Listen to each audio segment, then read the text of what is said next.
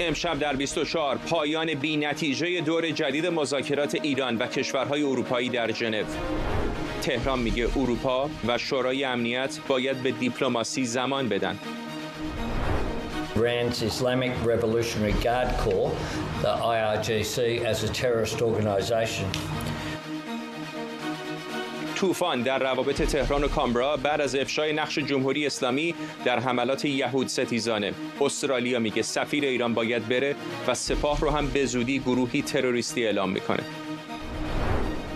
واکنش‌ها به فرمان جدید ترامپ برای تعقیب کیفری توهین آمریکا. مردی در اعتراض پرچم آمریکا رو نزدیک کاخ سفید آتش زد. از استودیوی ایران اینترنشنال این 24 است با فرداد فرهزاد. بینندگان ایران اینترنشنال و سراسر جهان سلام و وقت بخیر. ساعتی پیش دور تازه مذاکرات هسته‌ای میان جمهوری اسلامی و 3 کشور اروپایی در ژنو به پایان رسید. هنوز خبری از نتیجه منتشر نشده، اما کابادی معاون وزیر خارجه ایران تاکید کرده اروپا و شورای امنیت باید به دیپلماسی زمان و فضا بدن. همزمان سخنگوی وزارت خارجه ایران به فعال شدن مکانیزم ماشه ابراز نگرانی کرده و مجلس هم از دولت خواسته قانون تعلیق همکاری با آژانس بین‌المللی انرژی اتمی رو به طور کامل اجرا کنه. آگاه هستیم نسبت به آثار و تبعات نامطلوب چنین اتفاقی. وقتی ما میگیم که به هیچ عنوان طرفای اروپایی از صلاحیت قانونی و اخلاقی برای توسل به این سازوکار برخوردار نیستند، یعنی نه تنها تایید نمی‌کنیم بلکه نگران تبعاتش هستیم. در همین حال ایران اینترنشنال به پیشنویسی دست یافته که روسیه تهیه کرده. این متن خواستار تمدید 6 ماهه مهلت جمهوری اسلامی تعلیق بررسی‌های مربوط به برجام و سرگیری مذاکرات. مسکو پیشتر هم بازگشت تحریم‌ها علیه ایران رو عامل بی‌ثباتی توصیف کرده بود. همکارم سمیرا قرایی از وزارت خارجه آمریکا به ما پیوسته. سمیرا، چه می‌دونیم در مورد چانه‌زنی‌های طرفای ایرانی با اروپایی‌ها و این پیشنویس روسیه چقدر میتونه شرایط رو تغییر بده؟ فرداد، مذاکرات مهمی قرار بود که امروز در ژنو برگزار بشه. اونطور که دیپلمات‌های ارشد فرانسوی پیشتر توصیفش کرده بودند، آخرین روزنه بود برای جمهوری اسلامی پیش از اینکه اون موعدی که کشورهای اروپایی مقرر کردن برای فعال کردن مکانیزم ماشه اون بخواد فرا برسه. بعد از اینکه نشست تمام شد 2-3 ساعت پیش، هم آقای غریب‌آبادی آمد در شبکه اجتماعی ایکس مطلبی رو منتشر کرد و هم منابع آگاه مشخصاً از سمت کشورهای اروپایی آمدند صحبت کردند راجع به اینکه اون چکیده‌ای که بیرون خواهند داد، در واقع اون رید اوتی که از دیدارهای این چنینی، دیدارهای رسمی بعد از اون این رید اوت ها منتشر میشه، منابع آگاه آمدن گفتن که در اون چه خواهند نوشت یا کلیت مذاکرات چه بوده. باز هم افراد دیگری نزدیک به کشورهای اروپایی آمدند با خبرنگاران اینجا و آنجا صحبت کردند. بر اساس گفته‌های اونها الان ما میدونیم که این مذاکرات بدون نتیجه به پایان رسیده. هیچ نتیجه ملموسی اتفاق نیفتاده. گفته میشه که جمهوری اسلامی وعده‌های داده، قول و قرارهای گذاشته، چیزهایی رو ارائه کرده، اما با جزئیات نبوده. هیچ کدام به عنوان اقدامات عملی، گام‌های روشن، واضح با جزئیات تشریح شده که اینها رو جلوی اروپایی‌ها بذاره بگه من میخوام این کار انجام بدم، اینها نبوده. ولی در 1-2 روز گذشته منتهی به مذاکرات امروز در ژنو و خود مذاکره امروز کرنش‌هایی یا سازش‌هایی رو جمهوری اسلامی نشون داده، ولی برنامه و طرحی رو جلوی اروپایی‌ها نگذاشته. الان معاونین وزرای خارجه این 3 کشور میخوان برگردن به کشورهاشون، با وزرای خارجه کشورهاشون صحبت بکنند، آخرین اطلاعات رو به اونها بدند و بعد اونها تصمیم بگیرند که آیا به سمت فعال کردن مکانیزم ماشه خواهند رفت یا نه. در واقع اینطور که برمیاد از خبرها دیگه مذاکره در این سطح در این 3-4 روز باقی مانده برگزار نخواهد شد. نکته مهم در رابطه با خواسته‌هایی که اروپایی ها مطرح کردن، یکی این هستش که آژانس بتونه اون 400 کیلو اورانیوم 60% غنی‌سازی شده‌ای که مفقود شده الان اون رو ببینه. یه مقدار خواسته‌های اروپایی ها تا اونجا که من متوجه شدم داره روشن‌تر میشه. آژانس باید دسترسی به اون 400 کیلو داشته باشه. این یک نکته بسیار مهمه. دیگری این هستش که جمهوری اسلامی با آژانس همکاری ها رو از سر بگیره، اجازه بده بازرسان برن اون تأسیساتی که آسیب دیده رو بررسی بکنن. یعنی اینکه جمهوری اسلامی بذاره بازرسان برن بوشهر که الان امواج نیوز میگه از قضا رفتن، یعنی بازرس آژانس الان در بوشهر هست، از این بیشتر اینا برند اون سایت های آسیب دیده رو ببینند. این رو اروپایی ها میخوان و مذاکره با آمریکا رو در حالی که عراقچی میگه ما مشروط با آمریکا مذاکره میکنیم. 2 روز پیش فرداد شنیدیم از علی خامنه‌ای که گفت اینهایی که میگن چنین بکنید سطحی نگرند. ممنونم از تو. همکارم سمیرا قرایی از وزارت خارجه آمریکا. جمشید برزگر، روزنامه‌نگار و تحلیلگر سیاسی از تورنتو، و سارا کرمانیان، کارشناس روابط بین‌الملل از برایتون با ما هستند. با خانم کرمانیان شروع می‌کنم. به نظر میرسه اونطور که باراک راوید و بعضی خبرنگاران دیگه دارن از پشت پرده مذاکرات امروز میگن، اروپایی‌ها چیز چندانی به دست نیاوردن که بتونن روش کار بکنن، در حالی که فرصت بسیار کمی باقی مونده تا فعال شدن مکانیزم ماشه. به نظرتون از اینجا به پیش ها چه سیاستی رو در مقابل برنامه هسته ایران پیش خواهند گرفت؟ بله، خب من فکر می‌کنم که خیلی قابل پیش بینی بود که به هر حال مذاکرات احتمالاً امروز هم مثل مذاکرات قبلی بنبست میرسن، چون 2 تا فاکتور خیلی مهم هست. یکی این که آمریکا نبود و من فکر می‌کنم در مذاکرات بعد از برجامی که آمریکا با ایران داشت و بعد از جنگ 12 روزه خیلی نمیشه از یک مذاکرات معنیداری اصلا حرف زد بدون حضور آمریکا. از طرف دیگه اون چیزی که الان از جمهوری اسلامی میخوان تا حدی بعضی از شروط اینطوری هست که انگار میخوان ابزارهایی رو که اون گرفته برای فشار ازش استفاده کنه حالا بیاد همه رو بذاره زمین و خودش رو خلع سلاح کنه، که اونم خیلی بعید اتفاق بیفته. ایران خب خیلی چیزها رو از دست داد، نیروهای نیابتیش رو، بعد مثلا در جنگ 12 روزه خیلی آسیب دید تاسیسات هسته‌ایش، و این خروج از آژانس خودش به نظر من یک چیزی بود که می‌خواست بعداً به عنوان یک ابزار فشار ازش استفاده بکنه که حالا ما به این شرط و این شرط بخواد یه تضمینات امنیتی بگیره در برابر همکاری با آژانس. الان چیزی که اروپا ازش می‌خواد اینه که همه اینا رو بذاره و بخواد بیاد و با اینها وارد مذاکره شه که خب خیلی خلع سلاحش می‌کنه. من فکر می‌کنم از اینجا بعد 3 تا فاکتور میتونه ببره این در واقع روند فعال شدن مکانیزم ماشه رو به تعلیق بندازه، که 2 تاش اصلا ساختاریه و خیلی هم ربطی شاید به خود ایران نداره. یکی اینه که این مذاکراتی که اینا الان دارن، گفتگوهایی که با آژانس میکنن که به نظر میاد توی آخرین صحبت‌هایی که گروسی داشته یک بذرهای امیدی در مورد این که ممکنه یک شانسی باشه برای به تعلیق انداختن مکانیزم ماشه، برای اینکه در واقع گفته که حالا شاید برسن با ایران به جایی، این رو بخوان پی بگیرن و بعد حالا آژانس بخواد قانع بکنه اروپا رو که داره به یک جایی میرسه با ایران، که خب اینم خیلی احتمالش شاید کم باشه در این فرصت اندکی باقی مونده. 2 تا فاکتور دیگه، یکی اون پیش‌نویسی هست که روسیه تهیه کرده که همونطور که خیلی هم گفتن قطعا شانس وتو شدنش زیاده، ولی اگر شانسی داشته باشه که وتو نشه، به نظر من خیلی برمیگرده یعنی در هم تنیده است با روند مذاکرات اوکراین. این خیلی محتمله که حالا امتیازی بخواد به روسیه بدن در برابر یک چیز دیگه‌ای پشت صحنه، و حالا مذاکراتی که در واقع ممکنه بین روسیه و آمریکا در جریان باشه که جزئیاتش طبیعتاً الان نمیتونم با اطمینان بگم، ولی فکر می‌کنم باید اون رو در نظر داشت. یکی دیگه اینه که خود اروپا اساساً نخواد توی این وضعیتی که به نظر نمیاد که صلح با اوکراین و روسیه در واقع خیلی به این زودی ها ممکن باشه، بازار انرژی رو از این بیشتر دستخوش تلاطم بکنه و بخواد در واقع مکانیزم ماشه رو الان فعال بکنه. این 2 تا فاکتور، و اگر که این باشه اون موقع دقیقه 90 ممکنه در واقع صرفاً این به تعویق انداختن ممکن شه، و این 2 تا عملا خیلی هم ربطی به این ندارن که ایران چطور داره بازی میکنه. فکر میکنم که ولی خب احتمال همه اینا خیلی کمه. این در نهایت به نظر میاد داریم به جایی میرسیم که با احتمال زیادی میشه در نظر گرفت که مکانیزم ماشه فعال خواهد شد. آقای برزگر، همیشه میگفتن در جمهوری اسلامی حفظ نظام اوجب واجبات هست و میگفتن جمهوری اسلامی زیر زور خم نمیشه مگر اینکه زور بسیار این موضوع فقط حفظ نظام نیست که به مخاطر افتاده. میدونیم که حتی بقای زندگی بسیاری از مقامات جمهوری اسلامی در مخاطر است اگر این جنگ 12 روزه معیاری برای ما باشه. چه چیزی هست که پشت رهبر جمهوری اسلامی رو گرم میکنه که همچنان پای موضعش ایستاده؟ بله، با سلام به شما. ببینید، وضعیتی که ما در واقع شاهدش هستیم یکی از پیامدهای مستقیم جنگ 12 روزه است، یعنی از هم پاشیده شدن مرکز فرماندهی در جمهوری اسلامی.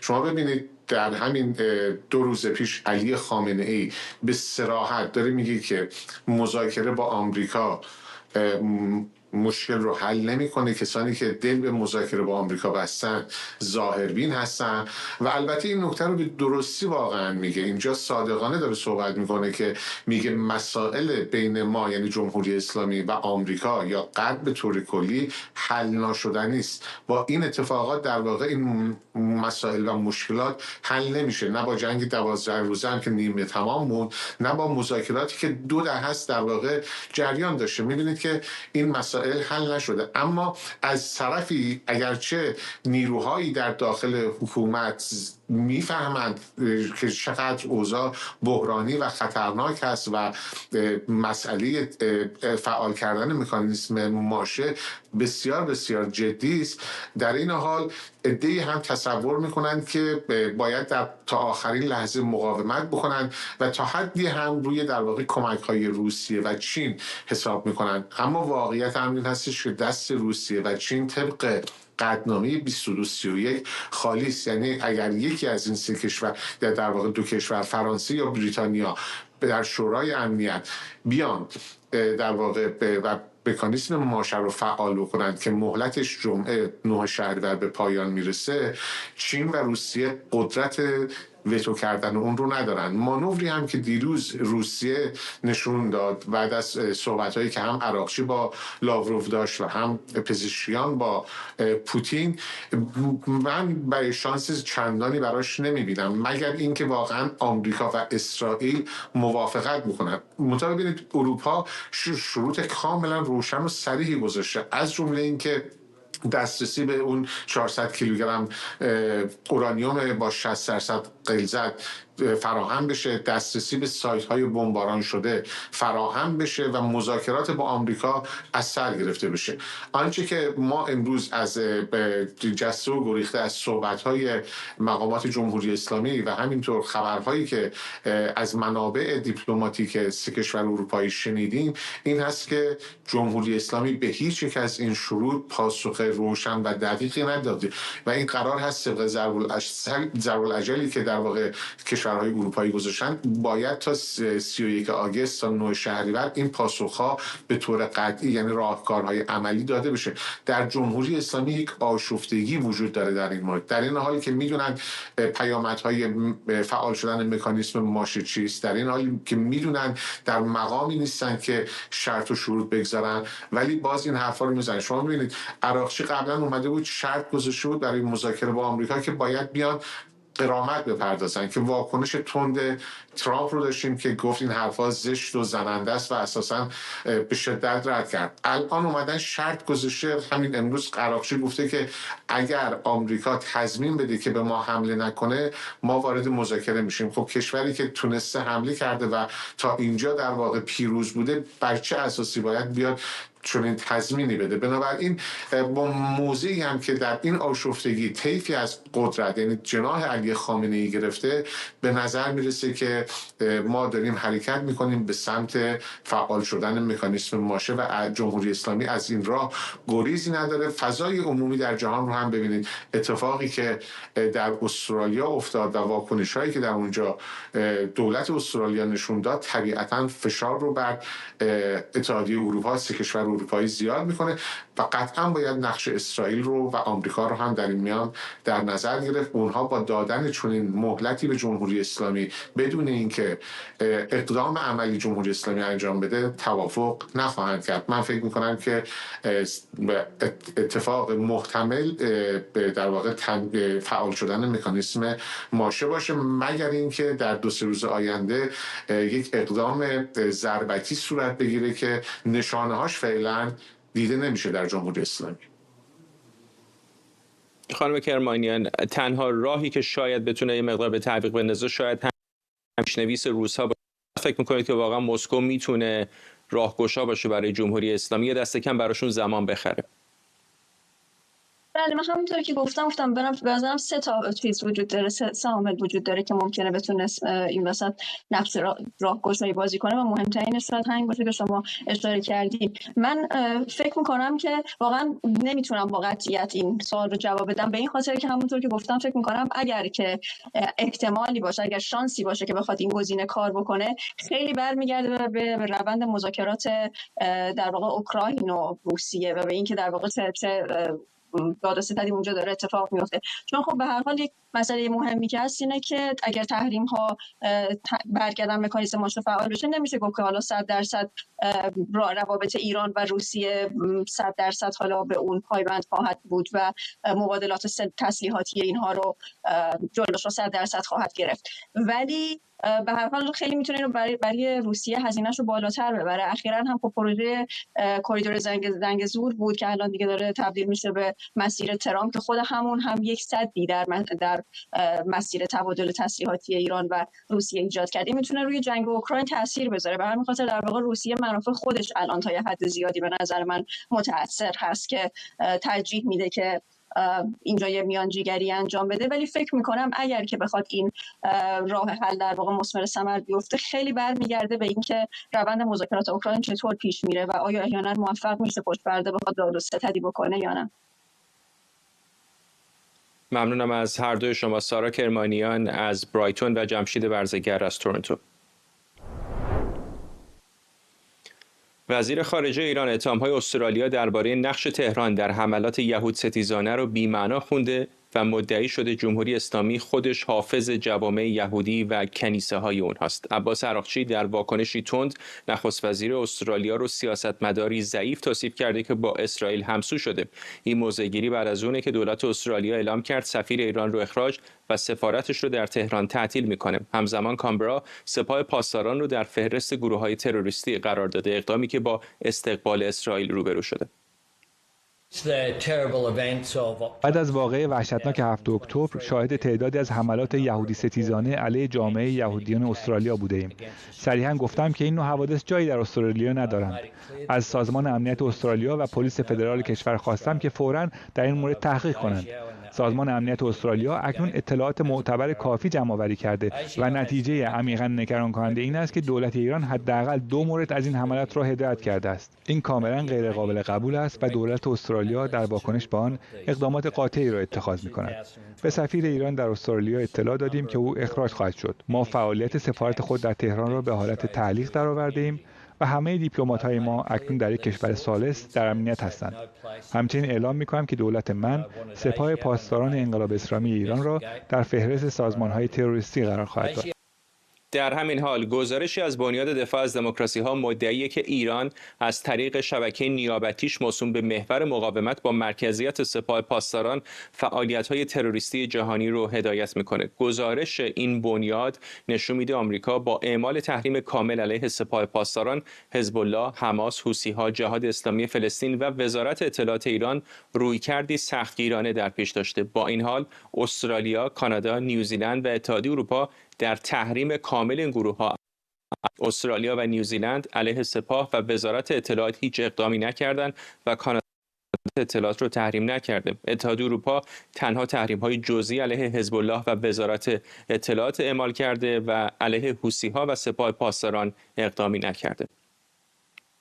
محسن مدیرشانچی، تحلیلگر سیاسی از مؤسسه نظم جهانی در استرالیا از هامبورگ، امیدوارم در ادامه به ما بپیونده. ولی فعلا بهنام طالبلو، مدیر ارشد برنامه ایران در بنیاد دفاع از دموکراسی ها رو از واشنگتن داریم. آقای طالبلو، در گزارش شما به کمکاری های استرالیا اشاره شده بود، ولی ناگهان الان استرالیا اقدامی کرد که از خیلی از شرکای دیگر غربی هم پیش زد، یعنی هم سفارتش رو در تهران تعطیل کرده، هم سفیر جمهوری اسلامی رو از کامبرا اخراج کرده و هم سپاه پاسداران رو در فهرست گروه‌های تروریستی گذاشته. ممنونم از دعوتت فرداد خان. ببینن انقدر غافلگیرنده نبود، چون حدوداً واسه 2 سال الی 3 سال، یعنی از زمان انقلاب مهسا تا به حال، بزرگان توی مجلس و پارلمان و سنای استرالیا دنبال این بودن که دولت در کامبرا سپاه پاسداران رو در فهرست تروریست‌ها قرار بذاره و اگه ما مرور کنیم بین بحث‌های سیاسی استرالیا می‌بینیم که از 2019 این بحث کم کم کم شروع شد که حزب الله و بعداً حوثی‌ها و بعداً خود رأس این محور مقاومت یعنی سپاه پاسداران رو در این لیست بذاره و ببین چقدر فشاری روی دولت کامبرا اومده بود. دولت آلبنیزی، وزیر امور خارجه سناتور پنی وانگ تو این سال اومده بود و اینا مقاومت میکردن و سعی کردن نه تنها مثلا به سمت مماشات با جمهوری اسلامی برن، بلکه جلوی جوامع یهودی استرالی، جوامع ایرانی استرالی وایسن و هی میگفتن نه ما حاضر نیستیم سپاه پاسداران رو در این لیست بذاریم.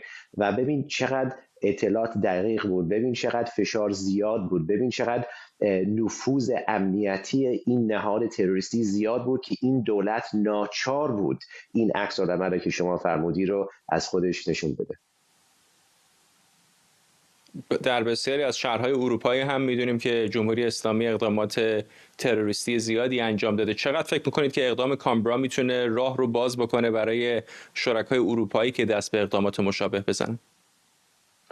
ببین اینو به عنوان یه فرد ایرانی تبار بگم، نه فقط به عنوان یه تحلیلگر، ولی امید خیلی‌ها به این است که کامبرا بتونه نشون بده که دقیقاً چجوری بایستی جلوی جمهوری اسلامی وایسی. باید سفارت‌ها رو تعطیل کنی، باید سفیرها رو از کشور خودت بیرون کنی، باید اون نورافکن رو روی سپاه پاسداران بذاری با تحریم اینا. و این نه فقط برمیگرده با اینی که شما میخوای دفاع کنی از جوامع ایرانی یا جوامع یهودی در کشور خودتون، بلکه از تمام شهروندان.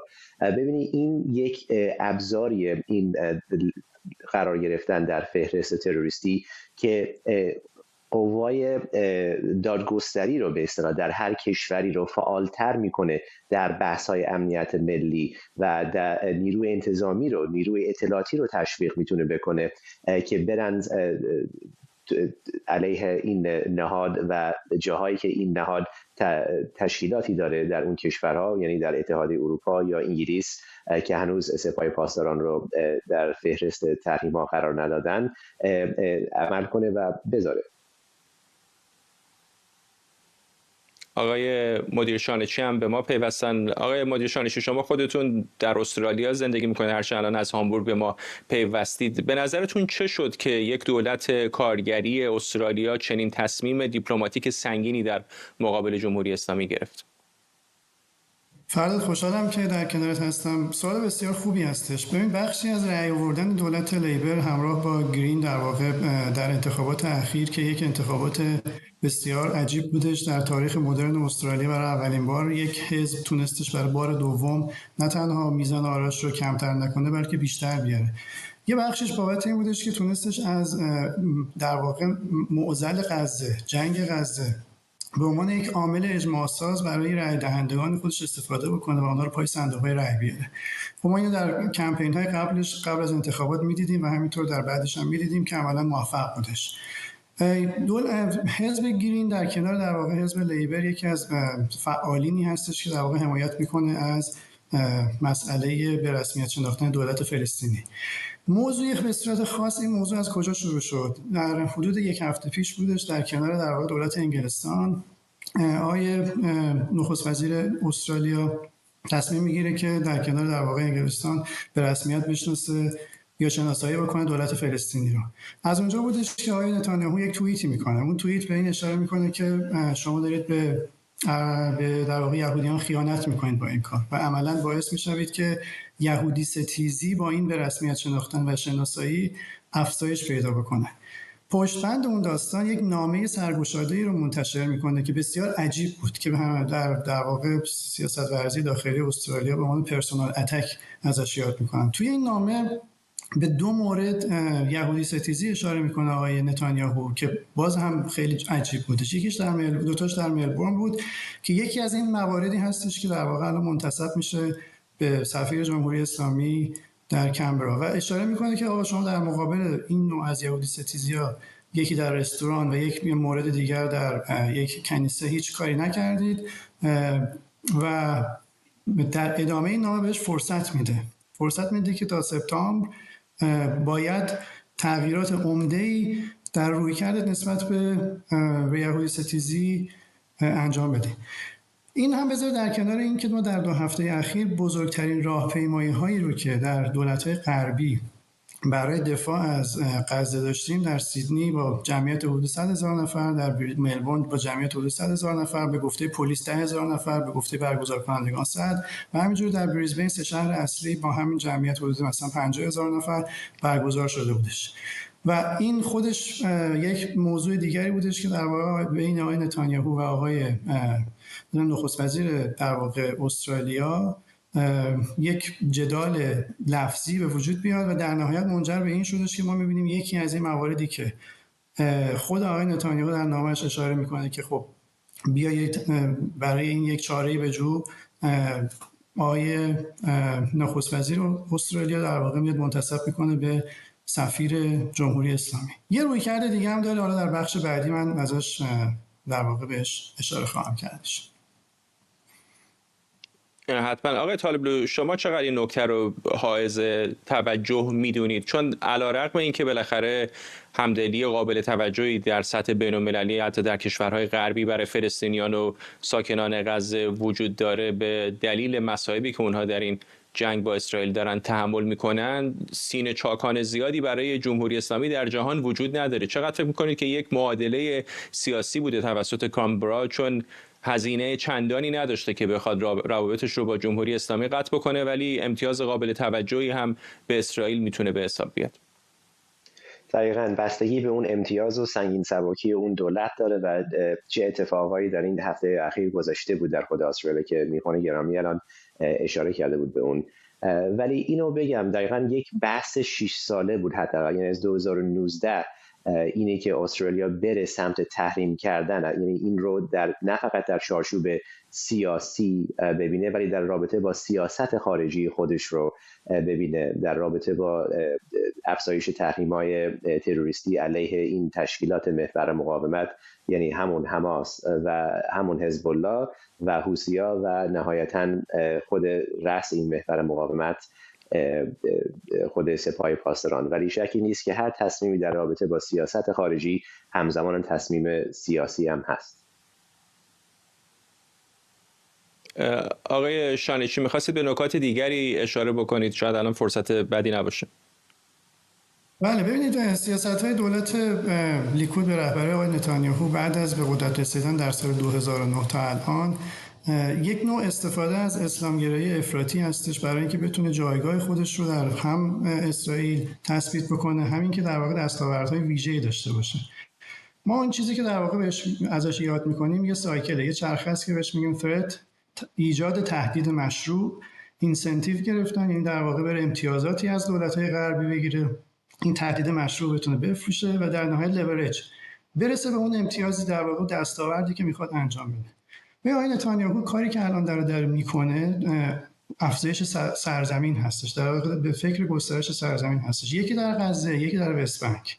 ما در سال 2008 که در واقع دولت چپگرایی در روی اسرائیل روی کار بودش و حدود 94% از سرزمین‌های وست بانک کماکان در اختیار فلسطینی‌ها بودش، 6% شهرک‌سازی داشتیم، الان با 67% حدود 67% شهرک‌سازی و پروژه ایوان که توسط وزیر دارایی در واقع اسرائیل داره کلید می‌خوره، عملاً بحث کرانه باختری به یک رویا تبدیل شده که حالا از توش بخواد یک سرزمینی هم در بیاد. بهش میگن فکس آن دی گراند، یعنی شما روی زمین حقیقت رو یک جوری تغییر میدی که اصولاً دیگه وارد میز مذاکره نمیتونی بخوای بشی. ما اگر این رویکرد رو بدونیم که خب این رویکرد آقای نتانیاهو یک رویکرد شناخته شده‌ای هست برای کسانی که استراتژیست هستن یا توی در واقع دولت‌های خارجی فعالیت میکنن، میدونن که از ساپورت کردن اسلامگرایی افراطی مخصوصا حماس از سال 2010 تا 2020 مخصوصا با اجازه دادن به پول‌هایی که از طرف قطر به حماس در واقع وایر میشد یا پرداخت میشدش که خب این گزارشاتش همش وجود داره و مشخص هستش، مخصوصا گزارش خانم تالی شنایدر توی تایمز اسرائیل که سال 2023 در فردای در واقع حمله 7 اکتبر منتشر کردش، اینها بهش اشاره میکنن. این رویکرد رویکردی هستش که نیازمند این هستش که آقای نتانیاهو در واقع یا دولت لیکود یک تهدید مشروع بسازه و داشته باشه. خب این تهدید مشروع یا میتونه وجود داشته باشه یا اینکه میتواند تقویتش بکند که در نهایت اون دستاورد خودش رو که افزایش سرزمین هستش بهش برسه. در مصاحبه اخیرش آقای نتانیاهو در I24 اسرائیل به این قضیه اشاره میکنه. این خبرنگار ازش در مورد اسرائیل بزرگ میپرسه و میگه که خب به یک نوعی حالت آخرزمانی هم میگیره و میگه که من یک رسالتی دارم، یک حالت اسپریچوالیتی دارم. به نظر میاد یک آدم برگزیده‌ای هستم که همدلم با این مسئله. خب با کشورهای عربی بسیار بهش واکنش نشون دادن، کشورهای اروپایی بهش واکنش نشون دادن. اما یادمون نره در حین این قضیه، این پروپاگاندایی که داره ایجاد میکنه، پروپاگاندای رسانه‌ای، میتواند این دستاورد خودش که افزایش سرزمین هست رو به کار ببره و ببره جلو. یک تهدید مشروع که ضعیف هم شده نه تنها حماس هست بلکه جمهوری اسلامی هستش که به خوبی داره اینو میفروشه در هم کشورهای غربی هم در ارزم بزرگتون برای آمریکا. ممنونم از شما. محسن مدیر شانشی، تحلیلگر سیاسی از مؤسسه نظم جهانی در استرالیا از هامبورگ، و بهنام طالبلو، مدیر ارشد برنامه ایران در بنیاد دفاع از دموکراسی از واشنگتن. ساعتی بعد از امضای دستور اجرایی ترامپ مبنی بر تعقیب کیفری برای توهین به پرچم آمریکا، مردی به دلیل به آتش کشیدن پرچم آمریکا در نزدیکی کاخ سفید دستگیر شد. این شهروند آمریکایی گفته با استناد به حق آزادی بیان بر اساس متمم اول و در اعتراض به این فرمان این کار را انجام داده. بر اساس فرمان جدید ترامپ، دادستان کل آمریکا موظف شده کسانی رو که به پرچم آمریکا از جمله با سوزاندن توهین می‌کنند تحت پیگرد قضایی قرار بده. ترامپ در زمان اعلام این فرمان گفت هر کسی که پرچم رو بسوزونه 1 سال زندان میره. آرش علایی از کاخ سفید به ما پیوسته. آرش، بیشتر به ما بگو در مورد این فرمان اجرایی آقای ترامپ و این فردی که جلوی کاخ سفید بازداشت شد. خب در جلوی کاخ سفید پارکی هست، اسم پارک لافایت معروف است. این پارک در بیشتر کسایی که اعتراض دارن به رئیس جمهوری های آمریکا، حالا چه آقای ترامپ باشه، تو دوره‌های قبلیش در اون پارک یا میان جمع میشن یا از اونجا ارگانایز میکنن میرن جاهای دیگه. این آقایی که شما راجبش صحبت کردید که دیروز پرچم آمریکا رو به آتش کشیده است، اتفاقا خودش کهنه سرباز آمریکایی است و همونجوری که گفتید میگوید به خاطر اعتقادی که به آزادی بیان دارد این کار رو انجام میده. منتها داستان این است که آقای ترامپ مخصوصا در دوره کارزار انتخاباتی خودشون به این داستان‌ها به شدت تاخت و هی پشت سر هم افرادی که به خصوص از حماس حمایت می‌کردن در آمریکا و پرچم آمریکا رو آتش می‌زدن به شدت تقویت کرد. فردا این کارشناسا میگن این یک بخشی از جنگ فرهنگی ترامپ است با حزب دموکرات. مدت هاست که آقای ترامپ در مورد این مسائل از وقتی که وارد کاخ سفید شده به فرمان‌های اجرایی تکیه میکنه. این داستان هم یک مورد فرمان اجرایی است و فرمان‌های اجرایی که در بیشتر موارد 80% آمریکایی‌ها باشون موافقن، اگر بیشتر نباشد. اگر شما در آمریکا بروید از آمریکایی‌ها بپرسید آیا موافق آتش زدن پرچم آمریکا هستید، بیشترشون به شما میگوین نه، به هر بهانه‌ای که وجود داشته باشد. و بعد قانون وجود دارد در این مملکت در مورد پرچم، قوانینی که مثلا اگر پرچم میافتد حتی شما حق نداری خودت بری دست بزنی لولش کنی، بعد زنگ بزنی. در بعضی از شهرها این داستانو جدی میگیرن، شاید کسی باورش نشه، ولی برای اینکه مثلا یه پرچمی اگر سقوط میکنه یا پاره میشه یک جایی، باید زنگ بزنید آتش نشانی، مقامات بیان با یک مراسمی اون پرچم رو تا کنن، مثلثیش بکنن، کوچیکش بکنن، جایگزین کنن. اینکه یک کسی بیاد جلوی کاخ سفید پرچم آمریکا رو آتش بزنه و بگه به خاطر آزادی بیان است، اون بخشی از همون جنگ‌های فرهنگی است که آقای ترامپ 80 به 20 جلو است در همش. این یه موردش هست. مورد دیگر این است که جلوی ورود مردها به ورزش‌های زنان رو گرفت. خیلی از زنان بعد از این چیزی که آقای ترامپ گفت اومدن ازش حمایت کردن، زنانی که اصلا بعضیشون سیاسی نبودن، حتی در این زمینه هیچ سابقه سیاسی نداشتن که بخوان این کار رو انجام بدن. و این هم در مورد پرچم، بازم میگم موارد مشابهی هم در این مورد ما دیده بودیم. صحبت‌هایی هم قبلا در مورد این قضیه از آقای ترامپ شنیده بودیم. حالا آقای ترامپ دادستان خودش رو پنبان آیلندی رو موظف کرده است که این قانون رو در دیسی که الان تقریبا دست دولت فدرال است، هر قانونی که دولت فدرال بذارد موظف است پلیس اجرا بکند، ولی گفته است تهدید کرده است آقای ترامپ میرود سراغ شهرهای دیگر.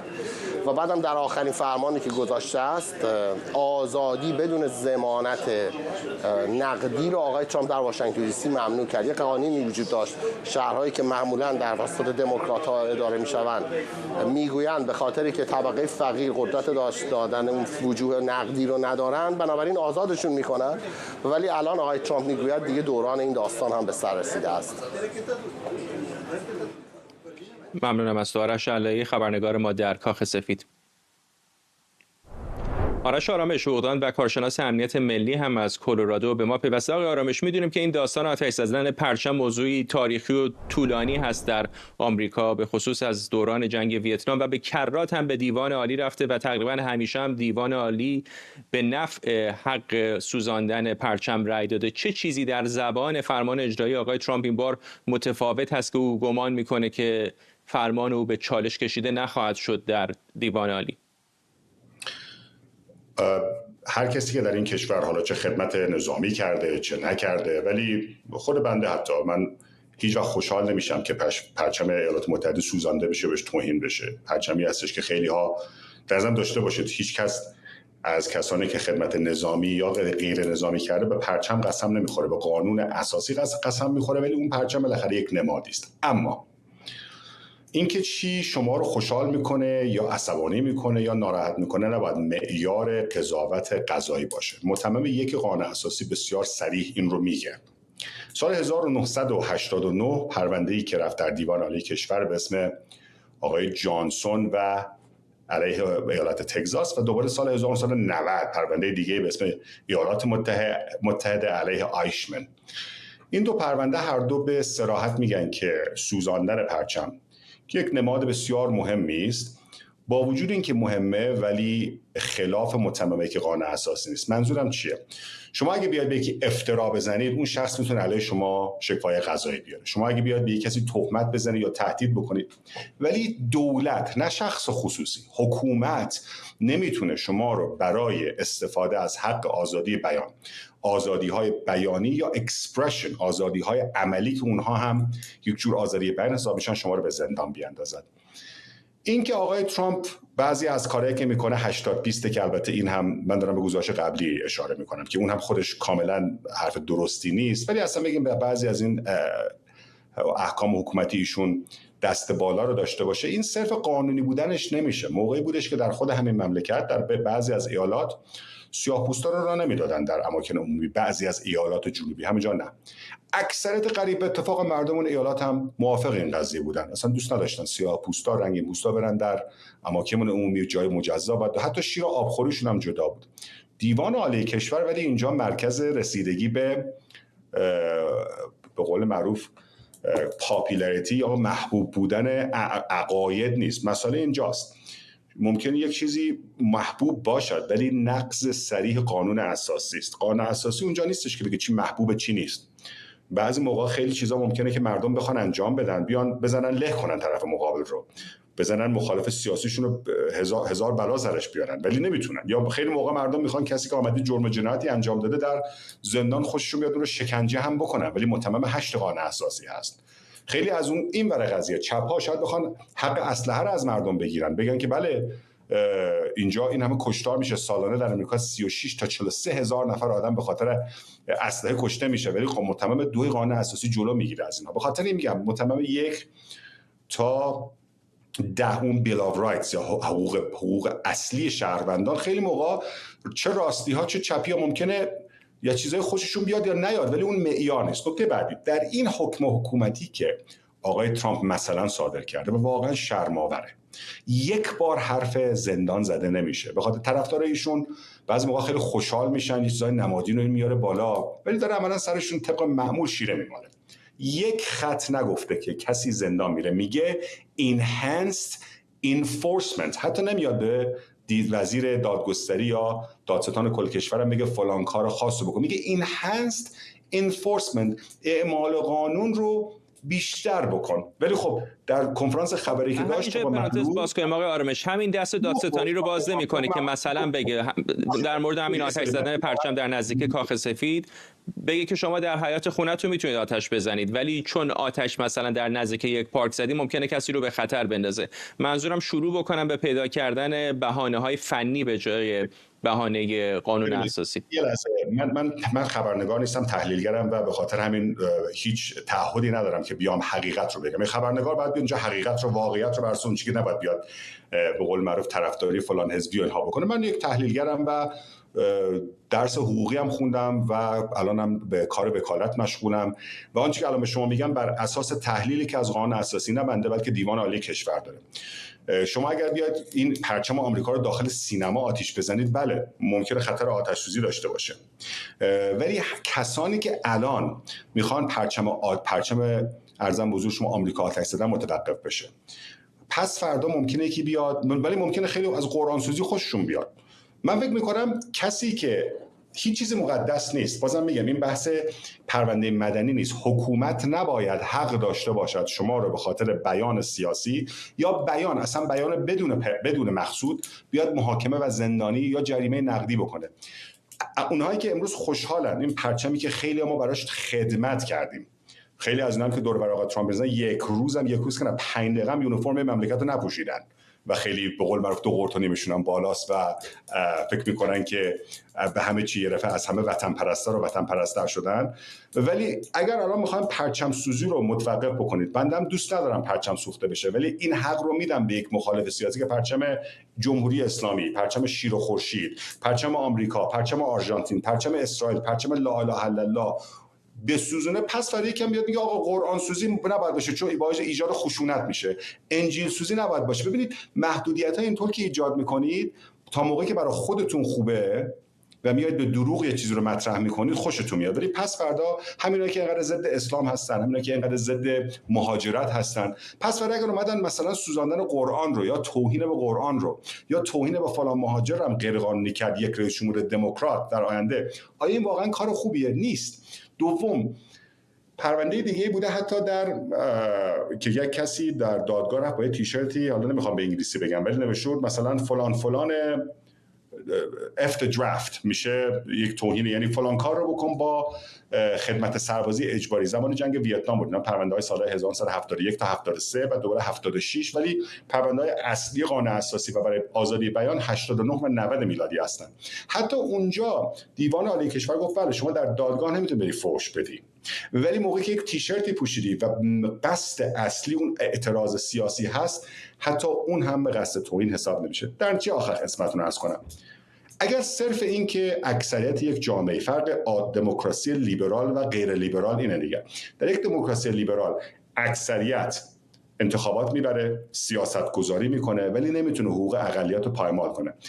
در یک عرض کنم بوز شما دموکراسی لیبرال اکثریت انتخابات میبره ولی نمیتونه چارچوب قانون اساسی رو پایمال کنه.